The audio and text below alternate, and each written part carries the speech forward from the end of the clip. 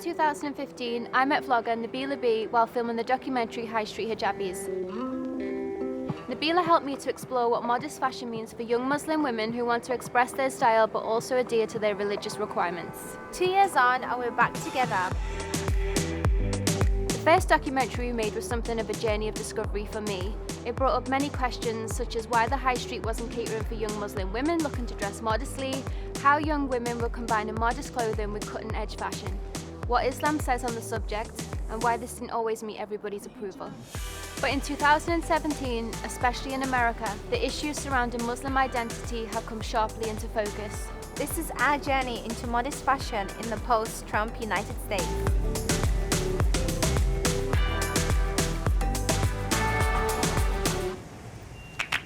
Wait, we're vetting very, very strongly to keep radical Islamic terrorists out of the United States of America. You have some bad people out there. We don't want them here. I'm running through the jungle. Prior to coming to the States, we had to get official I visas to work on the documentary, all in the midst of President Trump's proposed Muslim bans. This doesn't really affect me personally, but indirectly it does impact Nabila and other Muslims traveling to the US. Worryingly, it could also be reversing the positive steps young modest fashion bloggers have made. I am super excited, but I'm still kind of nervous with like everything going on. I wonder how it's going to be. I hope I'm not stuck in security. That's one thing. I hope she's not stuck in security as well. Yeah, because we have filming to do, but we're going to board now and hopefully we're going to be there in 7 hours. Yes.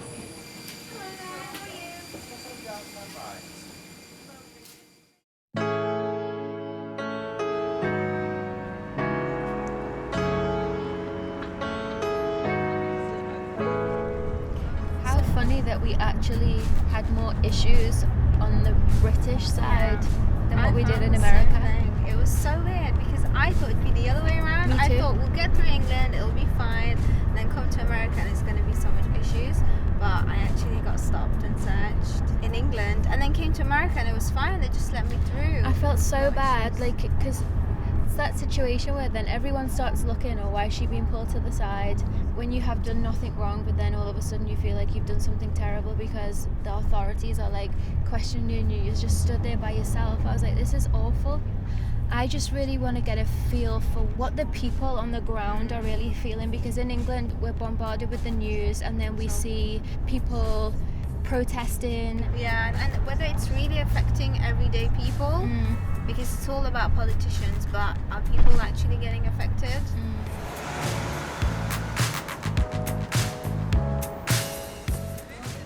Back in February, Muslim designer Anisa Hasibwan showcased her fall-winter 2017 collection at New York Fashion Week. All the models were wearing hijab. They were also immigrants to the US. What was the reaction to the show, and what effect has the statement she's made had on the modest fashion industry? We got exclusive backstage access to the show and spoke to Anisa.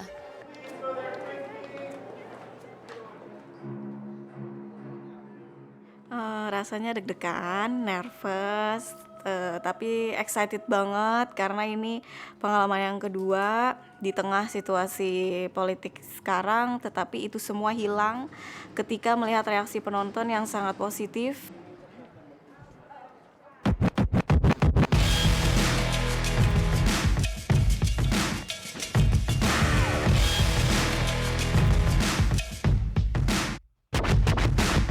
Completely blown away by it. She has an ability to grab these very intricate details and translate them into very wearable clothes, and I thought this one was dramatic, but yet, you know, you can adapt it to an everyday wardrobe.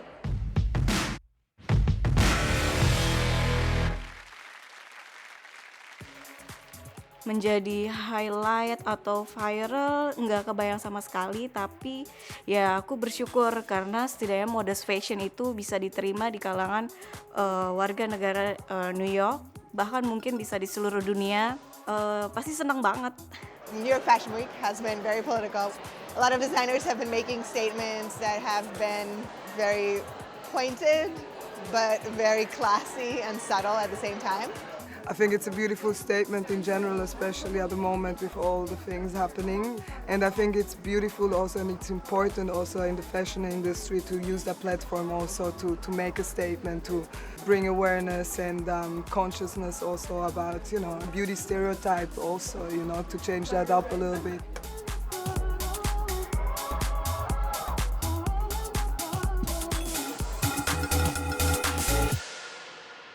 Aku berharap bahwa modest fashion ini bisa diterima oleh kalangan masyarakat atau pecinta fashion dari manapun, mulai dari yang muslim maupun yang non-muslim. Mereka bisa menggunakan modest fashion itu dengan stylenya mereka masing-masing gitu. Even if it's like more modest or like whatever how you want to call it, you still can dress beautiful, you know, and you can make a statement, but it's also more about just being open. I think Anissa is making a statement that is very simple, and it's that there are Muslim women all over the world, and they like to dress fashionably, and they like to dress to their own taste and still maintain a tradition of a hijab. You know, they still try to maintain a modesty, and I think she does it in a way that's very adaptable, not only to somebody who is Muslim, but also to somebody who just really likes chic clothing. Sebelum mengikuti ajang New York Fashion Week, produk aku tuh memang sudah ada di beberapa negara seperti London, Modanisa, Turki, terus di KL, dan di beberapa store di negaraku sendiri di Jakarta.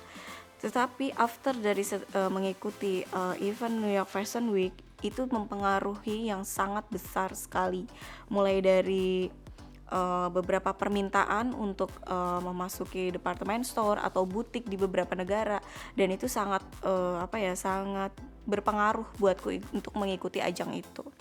I have never worn a hijab on the runway, but I think it's a great idea to not draw the attention away from the garment and rather have every model a very clean look, and I think it's just putting more emphasis on the clothing.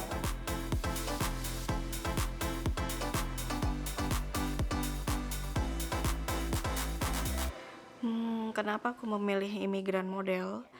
Karena buatku fashion itu adalah membuka kesempatan bagi siapapun. Jadi buatku kita tidak berhak untuk melarang orang untuk berkreasi, apalagi dia mempunyai talent sebagai seorang model gitu. Having shows like this is something that gets conversations going. I think a designer like Anissa makes a statement, and then it's up to the audience to take that statement and, you know, accept it or reject it, and at least it's a conversation starter, and we could all use a little more conversation.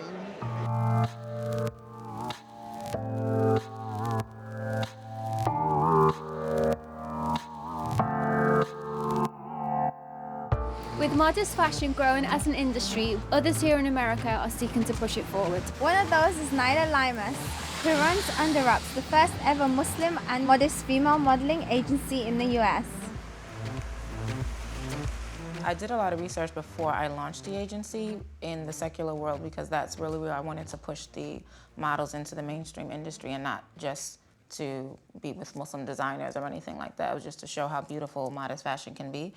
And when I speak to what I'm doing, I speak to the reasons why I'm doing what I'm doing with the agency. So I'm not trying to conform. Turn very slowly to kind of look out the window. And yeah, let me see how that looks. Excuse me. I don't know how that looks. I would say it's been an overall positive reaction. There are some people that don't get it and don't agree, because that's just life. You're always going to have that. So, I mean, that's a level of reality with anything you do. You just can't satisfy everyone. But I'm just content with my mission, my plan. I'm not to say that there's anything wrong with showing skin, or if you want to go with the sex sells idea or you want to wear bikinis, that's totally fine. This is just creating another avenue. And the beauty of the fashion industry and the fashion world is there's room for so many avenues. I mean, this is the great business to do that. Like, that'll be the last shot, like the dabbing. Like in one of these situations? And it'll be after you drink the water. And what kind of support do you feel from publications and designers? I feel a lot of support. I think right now it's picking up a lot of momentum because it's trending a bit more. Because the modest fashion is kind of in all the stores now. Just it's becoming more noticeable, more seen, and more tangible. Because modest fashion has always been here, but it's usually been more, you know, you have the Valentino. It's more high-end designers, and it's not really tangible to the average person just because of price points. But because it's trending now, I mean, you have it in H&M, and you have it in Uniqlo. It means like Target, you can find some long, flowy dress, you know, so it's a lot more accessible now, and therefore you see that a lot of women see the beauty in it. One thing I will say is when you dress a little more where skin is shown as opposed to more covered, you're received differently. There's a different type of attention that you get from the opposite sex. There's a different type of attention you get in the business field. It's just a different type of aura that's going to come your way. So you never know. Maybe dressing like that from fashion, you may feel like, well, I really like the energy I'm getting here. It's a little more positive. But what does that feel like, the energy? I feel respected. Yeah. I mean, whenever I'm dealing with, whoever it may be, I mean, a bit of that is just my personality because I'm very like confident and comfortable with myself, upbringing, and you know, friends and family have built me that way. Right, exactly. Yeah. So that plays a large role. I feel like when I'm speaking to people, there's eye contact. If I'm speaking to someone of the opposite sex and they may be attracted to me, whatever the case may be, the conversation doesn't go too far because I feel like they don't think it can go that far. You know, when you see body parts and things, you just feel a little more comfortable to talk a certain kind of way. So if you see it covered up, you're kind of like, I don't really know if I can approach her like that, even though I'd like to. See, she has a shape, but I don't think I can really go all the way like that.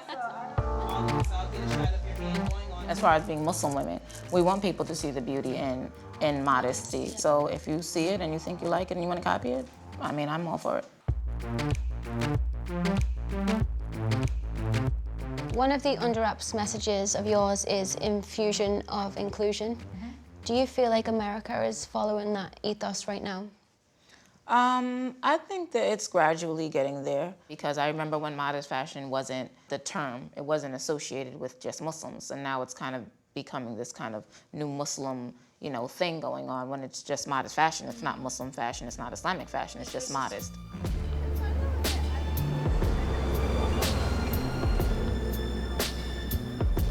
I apologize. Anisa's 2017 collection made a clear statement about modest fashion and being a Muslim and immigrant in America right now. We met with Elle journalist Christina Rodolfo to get her views on what's happening in fashion at the moment and its importance when set against the backdrop of current US politics. How far do you think the modest fashion industry has come over the last 3 years? The mainstream fashion industry has definitely embraced modest fashion. It has established itself as one to watch, for sure. But we are still at a point when it's news. You know, it's not the norm. And so it's definitely a sign that we need to keep on continuing this conversation until the point that it's no longer something that's outstanding. It's something that's normal and it's making fashion more representative of all women. Is it the designers making a statement against, like using their creativity and their shows and their platform to make a statement against the political climate? It may seem that modest fashion is coming to the forefront right now, especially as Trump is in power, and it might seem like it's an act of defiance, which in a way it is. I can't say for sure if those designers are definitely trying to, you know, say something to the president, but I know for a fact that it's definitely a group of women that should not be ignored. You know, that Muslim people by 2030 will make 29% of our population. So that's 29% of the population that you should be catering to. Fashion is for everyone. So it should be for those people as well. Halima Eden. Seeing Halima Eden walking the runway and getting the career start that she has is definitely encouraging to young Muslim women who may want to work in fashion because it tells them the message that you belong. So seeing more diversity and seeing fashion represent our country the way that it actually is very encouraging. You know, all people want to see is themselves, and representation for all the, you know, people say that diversity talk happens so much because we need it, you know, we need that until it doesn't have to be discussed anymore. Who for you are the important voices around modest fashion? A A lot of credit has to be given to fashion bloggers because they were paying attention and creating a space for hijabi bloggers, hijabi fashion, hijabi beauty, way before mainstream publications were paying attention. One person I follow is Melanie L. Turk of Hot Hijab. I love her. She's so great. Amani from The Muslim Girl is definitely someone that we pay attention to, and we feature her on Elle.com as well, and we have a relationship with her. She is the coolest, has a really fun blog that kind of brings a space that wasn't there before for Muslim women.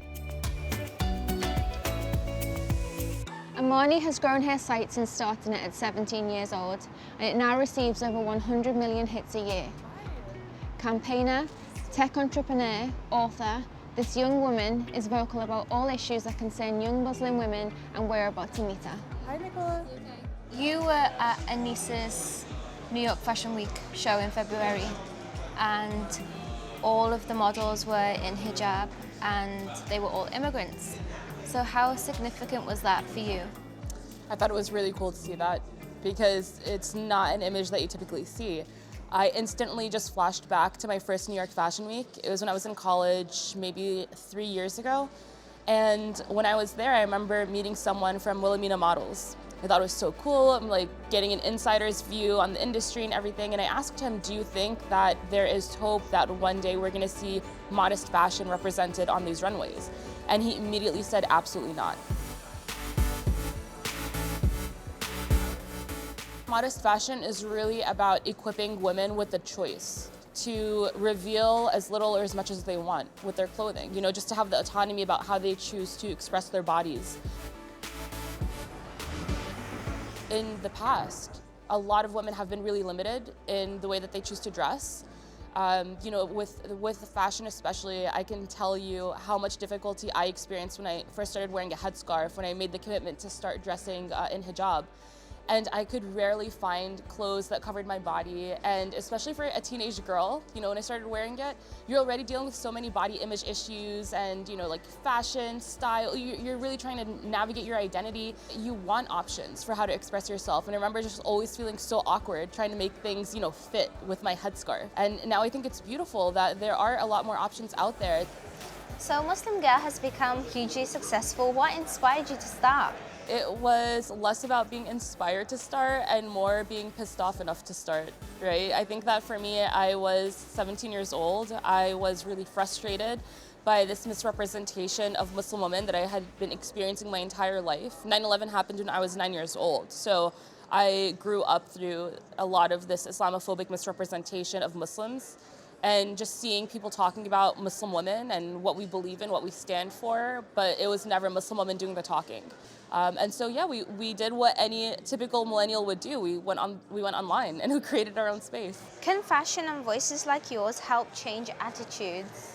I really do credit social media platforms like Instagram for the rise of modest fashion trends. You scroll through it and you see veiled Muslim girls putting on makeup right alongside like non-Muslim women, and it's normal. It's normal on a platform like that. And I think that that's the reason why a lot of these brands are starting to wake up and realize that there's a demand to cater to this market. Do you feel like it's a genuine interest into modest fashion and into the Muslim culture? Or do you think that it is these organizations just jumping on board because they can see that it is a booming industry? I think that largely for our partners, it has been really genuine, because what makes interest like that genuine is when you actually pull in the people that you're trying to cater to, when you include them in the process and you have them be the ones to design how they want to be addressed, right? But for many of these fashion brands, like Dolce & Gabbana, for example, it wasn't led by a Muslim woman fashion designer, right? It's an amazing, amazing initiative for us, for our visibility, that a beautiful fashion house like Dolce & Gabbana would want to cater to our community. But at the same time, it puts out of business a lot of Muslim women fashion designers that have been creating abayas and hijabs for much longer. I think that brands like Uniqlo, they kind of have the right idea in mind, because they partnered with Hannah Tajima, right? They had a Muslim woman be behind it and be the visionary for it. And I think that's really great. But I think that's what's so important, is that right now, especially in the United States, for example, we've seen so many brands try to, reach out to our market. But then when Donald Trump was saying, we want to ban all Muslims, blah, blah, blah, How many of these brands made any public statements in support of us to stand up for us? None. And what do you think the future holds for modest fashion in the United States? I can tell you what I hope the future of modest fashion will be, and that is that it's going to be normal. It's just going to be an option readily available to any woman. People are going to understand that some women choose to dress and cover themselves and, while others don't, and there's nothing wrong with that.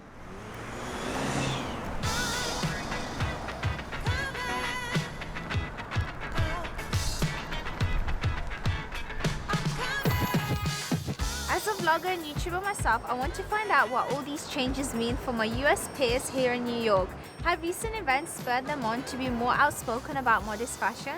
Or are people now scared to voice their opinions and assert their Muslim identity in a divided America?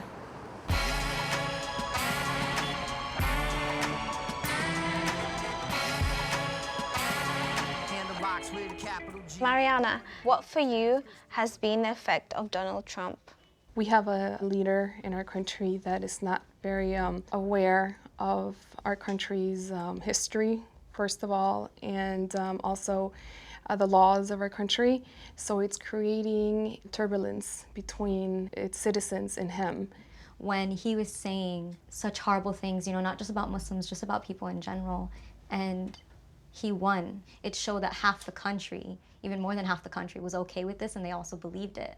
So for me, it was just a big wake-up call, like, wow, this actually, you know, Islamophobia is something that exists, and it made me just more, not only aware of it, but more conscious on that I need to do certain things to try and change it or combat it, where before I didn't see it so much as an issue. I feel like it's made hate much more tolerable now in our society. For example, my aunt one day was actually driving, and she parked her car, and somebody threw trash at her in her car, and they said, go back to your country. And she was like, my aunt was born here too as well. So, you know, it's just a lot of ignorance, I feel, and people are taking more pride in it. You know, they feel like it's something that they can do. They feel like it's not something they're gonna get in trouble for. Like, not to be completely negative, I feel like there has been a lot of positivity, at least for me. Like, I've experienced it walking in the street, you know, someone sees me in my hijab. A lot of non-Muslims have been like, wow, you're so brave. I mean, there's both sides to it. Like, a lot of love has come out of it, but there's also definitely a lot of hate, so. How has this affected modest fashion? I personally know people like who've taken off their scarves because they said they don't feel comfortable or safe, or they just can't take the stairs anymore, or, you know, the comments. And I can totally understand that pressure. I feel like that's personally why I do it, and I'm sure like most of us here, that's what we encourage other women to do. You know, that's the end goal, to let them feel comfortable. But there's definitely like a lack of tolerance for who we are and the way we dress. My grandmother has always been incredibly encouraging of my journey, and she asked me, you know, do you think that you could still be Muslim and not wear the hijab? And I said, well, yes. She just wants you to be safe? Yeah, I said, well, yes, I can, but I don't necessarily want to be. And she was like, I just don't want anything to happen to you. And for me, you know, that was just like heartbreaking. It's so sad, yeah. To think that she's sitting up worried because she knows I'm going out and going to college and things like that with my scarf on. And yeah, that and was... are you defiant? You're just like, no way. Yeah, no, I'm good. Yeah. There's not much you can do at this point. I'm happy with it. Yeah. Kendall, you're a revert to Islam. Can you just explain what that is to maybe people who don't know? I was raised Roman Catholic, and then at about 18 years old, I chose to revert to Islam. And instead of saying convert like many Christian or Jewish faiths would say, we say revert because we believe that our souls are created by Allah subhanahu wa ta'ala, and so we are created in a state of being Muslim because that is what we believe is truth. So your soul is, in a way, reverting back to where it began and what it started as. So how does your love of tattoos work with your faith? I get a lot of reactions, that's for sure. Are tattoos allowed? Seen as allowed? No. No. Well, by the majority, yeah. no. By the majority of Muslims, tattoos are seen to be impermissible and not allowed. So by entering the community as a fairly heavily tattooed person, there were definitely reactions. There were a lot of people that felt like I should remove my tattoos or I should cover my tattoos, which would mean like wearing gloves constantly or something. And for me, it was never an issue. My body and the way that I looked and my faith never collided until people made them collide. Have you had any tattoos since reverting? Yes. You have? Yeah. So I don't hold the majority opinion. These tattoos, whether you agree with them or not, or you like them or not, they are a part of my journey, and they really illustrate the places I've been, the people that have influenced my life.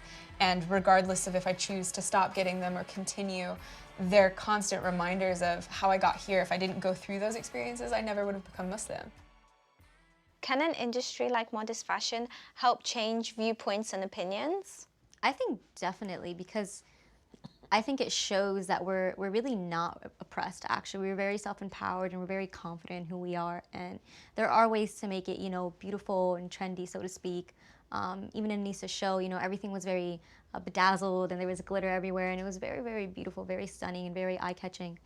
And I think it kind of builds this more sense of acceptance, and not only acceptance, but like fascination with it. I feel like it's something that's growing, not just, you know, in the Muslim community, but in the fashion world all over. But modest fashion is kind of still in its infancy in terms of the mainstream. Where do you see it going in like 2, 3, 4 years' time? We have seen in history that subcultures have become mainstream. Currently, like hip-hop, right? We have streetwears everywhere, and we're going to see what the result is once we see where fashion and the trend it's moving, and see how much it has impacted. I'm blinded by your grace. I'm blinded by your grace, by your grace. I'm blinded. This is it. We're at the end of our trip. What do you think the difference is in modest fashion between the scene in the UK and then being here in New York? I never really realized how difficult it really was until talking to the other girls and hearing their stories and how people are actually getting physically harassed. Yes. I just realized how lucky I am in England to be a hijabi and a Muslim, and how easy it is and how I can just go about my everyday life without having to think or, you know, worry about me wearing a cloth on my head. And here, like, people have to worry about that. It's just crazy. I think in today's society, we all feel, especially with social media, we all have a voice and we all feel entitled to give our opinion. But a lot of the time, that opinion is uneducated. I think with the whole thing that's happening with Trump, I think with modest fashion, it has actually moved it forward. Like Kanye used the first hijabi model, you know, like the designers are trying to make a statement, and it's actually having a really positive effect.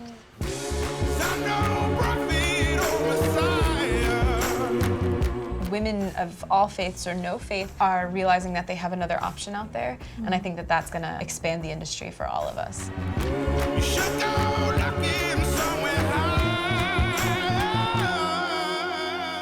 Fashion itu adalah universal. Fashion itu for peace. Bahwa sesungguhnya perbedaan itu adalah indah. I really hope for Muslim women that it's going to reach a level where they can walk out of their homes choosing to dress however they want without fearing being attacked for that. And I think that hopefully, I'm hoping we're working towards that direction. I'm only human after all. I'm only human after all. Don't put the blame on me. Don't put the blame on me.